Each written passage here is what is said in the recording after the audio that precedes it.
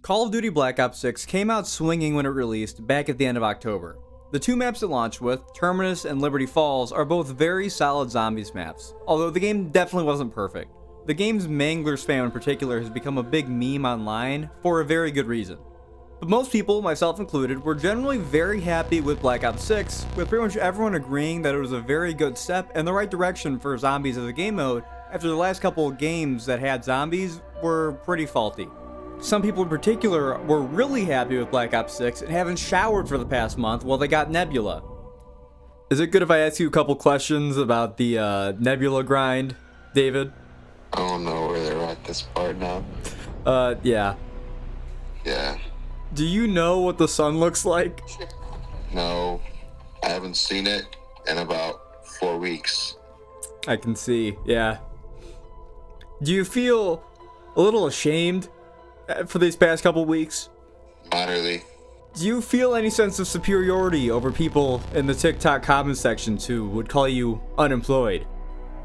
Yeah, because I have cooler pixels on my screen than they do. Okay, thank you. That's pretty much all I needed to hear. Of course. As a matter of fact, I'm getting Nebula on more guns right now as we speak. But something that Treyarch said that really piqued everyone's interest was that we would be getting a new round-based zombies map by the end of the year. And this really surprised me in particular because we weren't exactly hurting for maps after Black Ops 6 launch. Terminus is a very good atmospheric map with a really fun Easter egg and a fun boss fight, and Liberty Falls is just a really solid map for chilling out, killing zombies, grinding for camos, what have you. We didn't need a new map yet, people are still happy with the two we had. But sure enough, Treyarch made good on their promise, and last Thursday, December 5th, released the new map, making this actually, I think, the shortest time period between a game's launch and the first new zombies map in COD history. So let's step inside Citadelle Des Morts, the Citadel of the Dead, and see if it's a good next step for the game mode. I think that one of the best things about Citadelle Des Morts is its atmosphere and just overall vibe. Being a castle map, I assume that most people's first instinct would be to compare it to Der Riesendrock, which makes sense considering that Der Riesendrock is not only just a fan favorite zombies map, it's also the map that takes place at a castle. But when playing Citadel, I actually got a lot of really strong World War II zombies vibes, also a lot of Chaos Story vibes as well, for good measure, mostly because the main goal of this map is for the characters to get the Sentinel artifact, or to find the Sentinel artifact, which was obviously the big MacGuffin of Black Ops 4 Zombies' Chaos Story. Citadel just oozes that really, I think early Indiana Jones is the best thing I can compare it to. Like Temple of Doom, Raiders of the Lost Ark, some creepy treasure hunting, just adventure type vibe that I think Zombies as a game mode really excels in capturing when it tries to go that direction, like with World War II Zombies. I'm not going to go so far as to call Citadel a proper send-off for the Chaos Story though, because I think Chaos was just done too dirty with its cliffhanger ending after Ancient Evil to really be redeemed in any other way than a direct continuation. Even if they just ended up doing a Zombies comic continuation of the Chaos Story.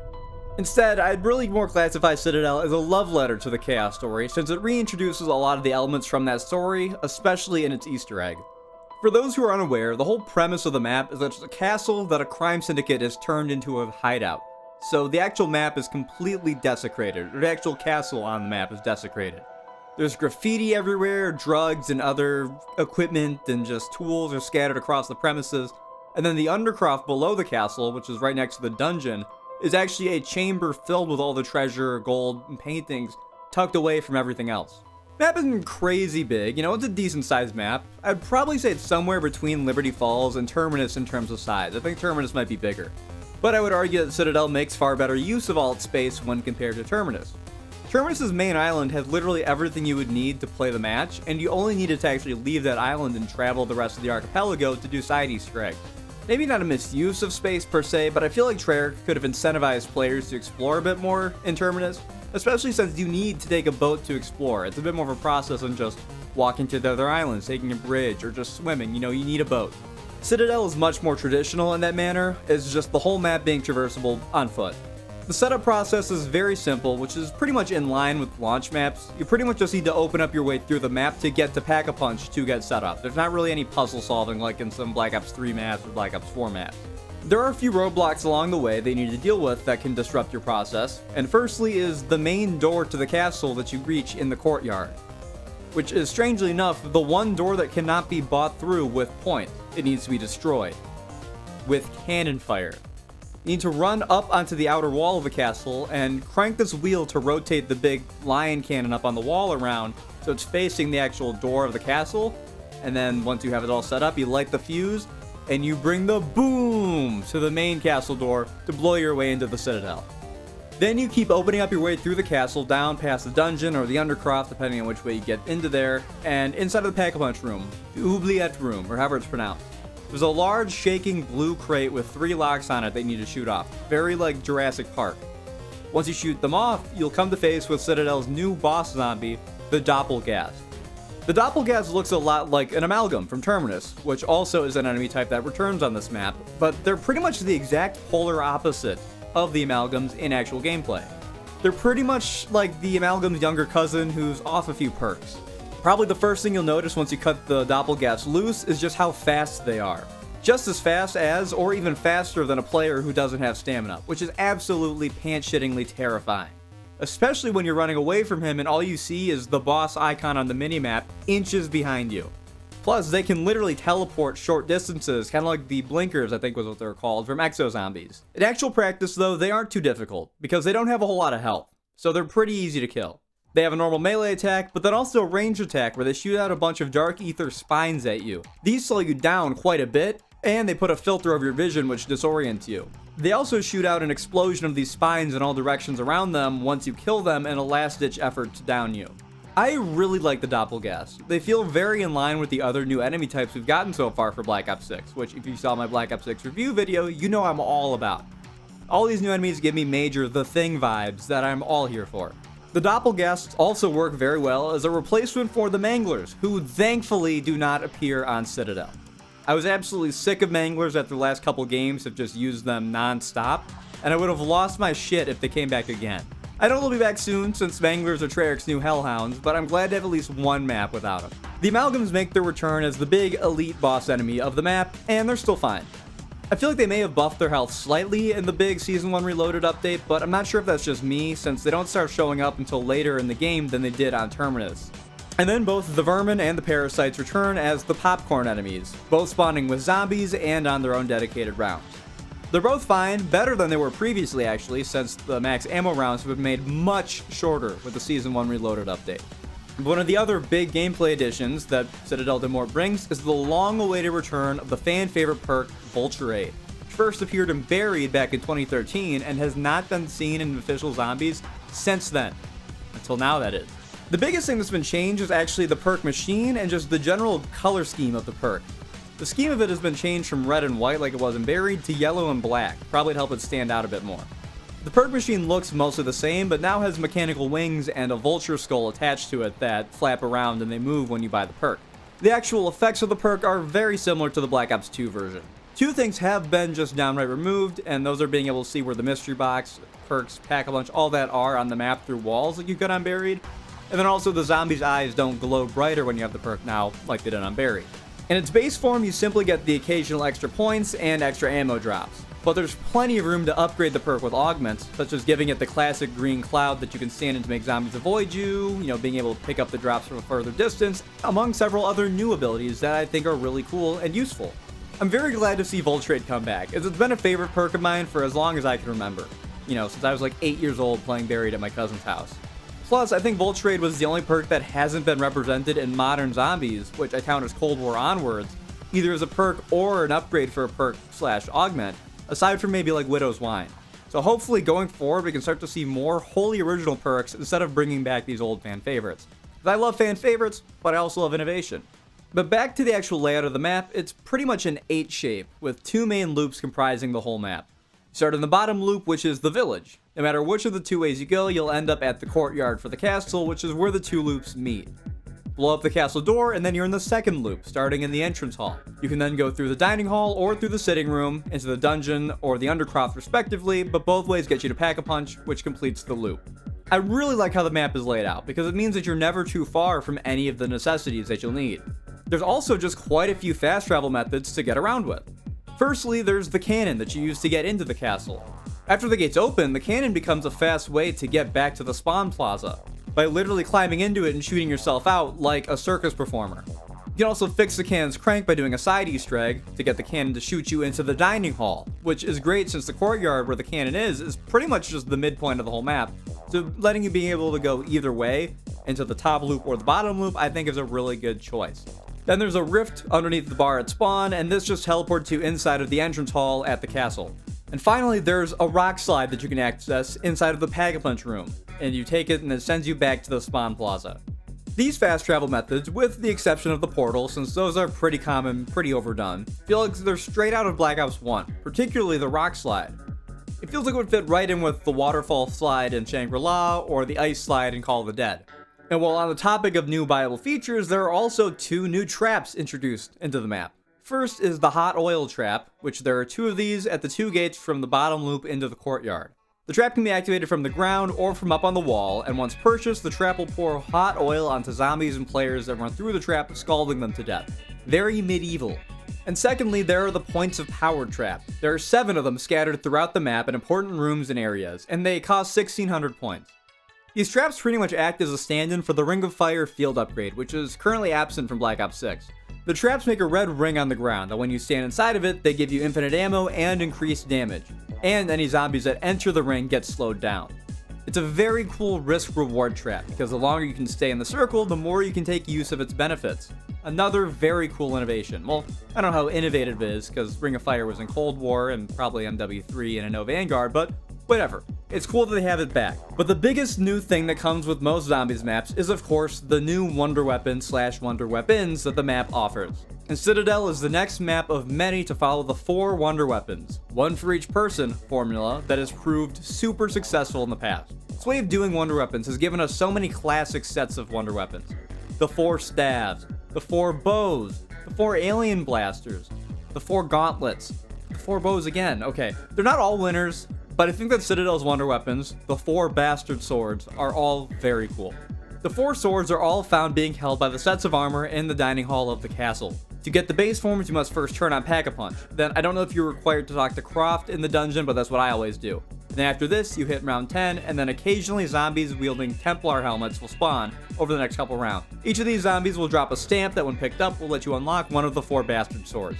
And you'll usually have all of them by round 15 or so. Each of the 4 sets of armor and their respective bastard sword corresponds to a certain animal. There's the stag, the lion, the raven, and finally the dragon. And although at base form the swords are all identical, they can each be upgraded into a corresponding elemental sword. The easiest sword to upgrade easily is the dragon sword, in my opinion. You simply take the sword and place it in front of a dragon statue in the entrance hall. Now you just need to go to 3 dragon braziers around the map. One in the courtyard, one in spawn, and one right next to spawn on the left side leading to Deadshot. Once you interact with the brazier, you'll pick up the dragon fire and must return back to the dragon statue while the fire damages you. You get a super big speed boost, and you regen health when you kill enemies. Once you do this all 3 times, you'll be given Caliburn, the upgraded dragon sword. All these upgraded swords have a special attack that can be charged up by getting kills, and Caliburn's special attack sends out 3 explosive fireballs to kill zombies. The stag sword is the lightning sword. To upgrade it, you need to find 3 lightning rods around the map. The first one can be found pretty easily right next to the Deadshot daiquiri machine. The second can be found right next to Speed Cola, but you need to shoot this power box with either dead wire or by throwing a shock charge at it. Like send an electrical shock up the wire, it'll short circuit the lightning rod, send it flying off what it's attached to, and you can pick it up. And the final lightning rod spawns from an armored zombie who will spawn down the dungeon after you get the normal bastard stag sword. You take the lightning rods and put them into the centrifuge up on the wall next to Elemental Pop, up out in the courtyard. This will cause a mighty storm to stir up around you, and you need to survive up here. Every 30 seconds or so, your sword will get charged with electricity, and you'll need to hit the centrifuge, which will electrify one of the 3 lightning rods. Hit the centrifuge with the electrified sword 3 times total, and then place the sword into the machine to infuse it with lightning, turning it into Durandal, the lightning sword. Its special attack is a solid beam of lightning that you can use to hose down bosses and just hit enemies at a longer range. It's the most precise of the swords by far. Then is the Raven Sword. You get a fossil from the secret room that connects the dining hall and the sitting area that is only accessible after speaking to Croft. You then take the Raven Sword and the fossil underneath the bar and spawn and place them into this dial on the wall. Then you have to do the unthinkable and look up the solution online because I don't know how to do the puzzle. I don't think anyone does. Once you've solved the puzzle, a rift will open on the floor in the basement and then pink orbs will start coming out of the dial. The orbs are attracted to you like zombies, and you need to lead 3 orbs into the rift and they'll get sucked into it. Do this in 2 other spots in the bar, and then you can claim Balmung, the upgraded Raven Sword. Its element is dark, but I think it really bears the most resemblance to the Void Bow from Dreisendrach, which obviously because there's the Void ammo mod in this game. Its special attack literally cuts a tear into space itself that acts like a black hole and sucks in enemies and bosses and kills them or stuns them. And finally is the Lion Sword, which is another one of the easier ones to upgrade. Once you pick up the Bastard Lion Sword, glowing parasites will start spawning. If you kill one with the sword, then your sword will start glowing, and you need to take the glowing sword and hit this door near Speed Cola with a lion door knocker on it. Do this 4 times, each time you'll see another sigil light up on the door, and then you can enter a secret hallway. Place your sword into the altar at the end of the hall, and the 4 sigils / runes will shoot out of it. Shoot the runes in the order that they glow on the actual altar, in the vertical up to down. Once you're done shooting all the runes, the sword will be enveloped in a large glowing beam of golden light. And then you can grab Soleus, the upgraded Lion Sword. This is a pretty cool one because it's a completely new element, Light, which is the new element introduced on this map, which is actually the element that the Doppelgasts are weak to. And fitting with the actual light ammo mod, Light Mend, which is focused on healing players, the sword does the same.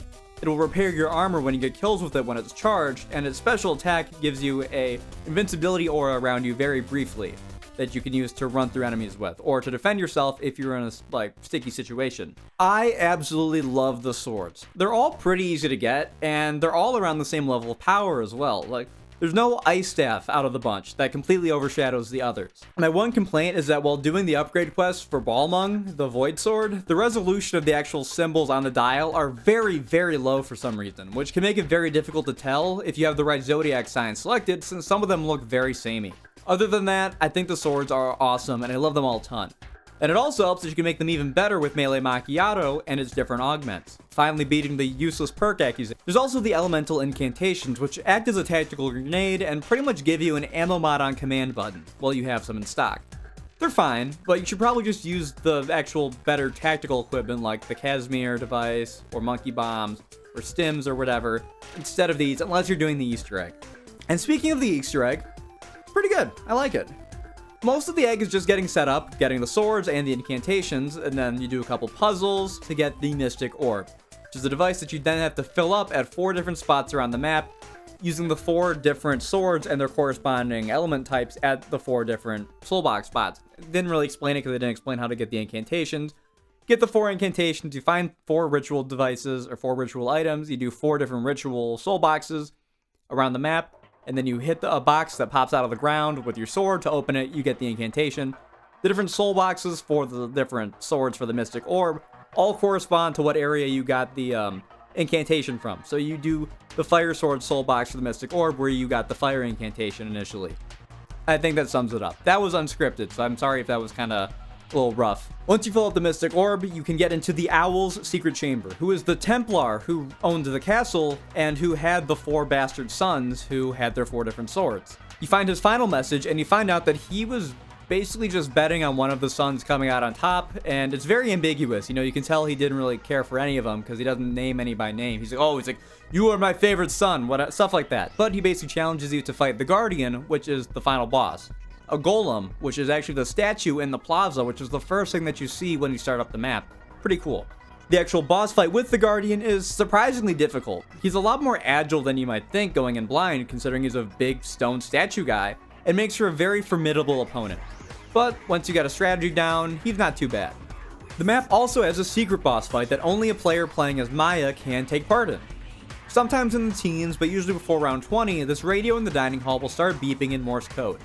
If someone is playing as Maya, then they can interact with the radio and go into a boss fight, where they fight a bunch of vermin and HVT Doppelgast, and then you get a cutscene where Maya kills Franco, who is the man she wants revenge on after Terminus. That was her whole, motivation for staying with the group and going to Citadel is to kill Franco, and this is where it is. It's like a side Easter egg. Which this is just so cool.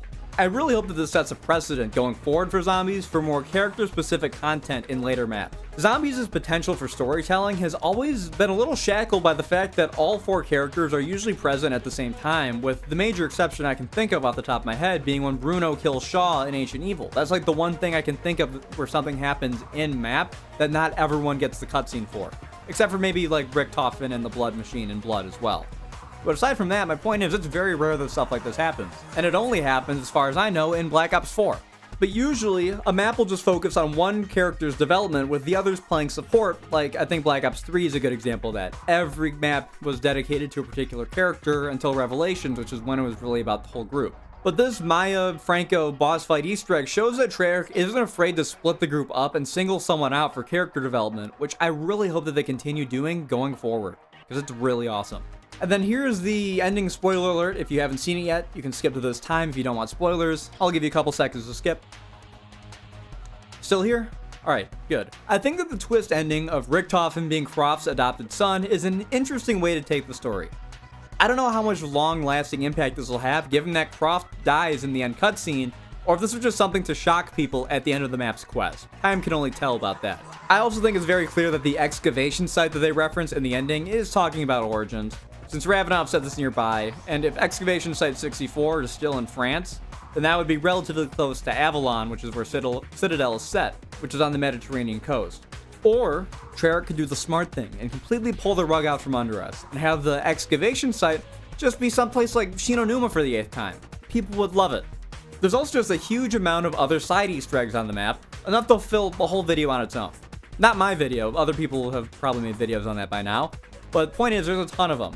Stuff like the Rat King Easter egg, the bartender Easter egg, fixing the cannon, the bell tower Easter egg. There's tons of stuff like this in the map that I think is awesome. I'm really glad that Black Ops 6 maps are packed with stuff like this after Cold War and Vanguard kind of lacked in the department. But there's one really bad situation that has been brought to light with the release of Citadelle Des Morts, which is the whole Treyarch and AI situation, which ties into the whole voice actors going on strike situation. It's a very complicated ordeal, and Milo/Mr. Waffle Waffles made a really good video going over pretty much everything we know about it as of when I'm recording this. So I recommend watching that if you're at all interested. I won't go very much in detail, but my thoughts are this. I hold a very staunch view against generative AI for a myriad of reasons, and I think it's very scummy that Treyarch/Activision are filling Black Ops 6 with just AI slop artwork when they have more than enough money to hire real talented artists to do the job.